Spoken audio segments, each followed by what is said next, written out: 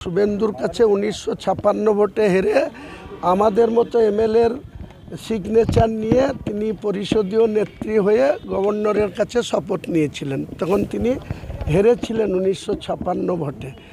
এদের অনেক ভুইফোড় নেতা আছে, ববি হাকিমের মতো। রবিউলকে তো আমি মনেই করি না কিছু।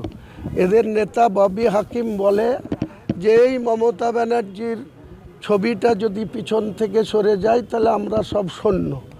তো তিনি নিজে জ্যান্ত মমতা ব্যানার্জি ১৯৫৬ ভোটে হেরেছিল। আর আরও ৭৭টা সিট, ৭৭ বিজেপি আর ৯ ধরলে ৭৮। তাহলে উনি জ্যান্ত ২৯৪টাই প্রার্থী, ৭৮টা সিট হেরেছিল। আর আমি বলেছি রেজিনগরে রবিউলকে দিয়ে হবে না, ওই মমতা ব্যানার্জি আসুক। আর বেলডাঙ্গাতে হাসানকে দিয়ে হবে না, অভিষেক ব্যানার্জি আসুক। তাদের যদি মিনিমাম ৩০,০০০ করে ভোটে না হারাতে পারি তাহলে আমি ১০ হাত করে রাস্তায় নাকছেচুরি দিয়ে বাড়িতে ঢুকে। বর্তমান যে সরকারটা রয়েছে সেই সরকারটা দুর্নীতিতে ডুবে গেছে। মানুষ এই সরকারের আবার পরিবর্তন চাইছে। ২০১১ সালে ৩৪ বছরের পরিবর্তন চেয়ে মমতা ব্যানার্জির নেতৃত্বে ১৮২ দিয়েছিল আর ন্যাশনাল কংগ্রেসকে ৪২। সেই ৪২-এর মধ্যে হুমায়ুন কবির ছিল।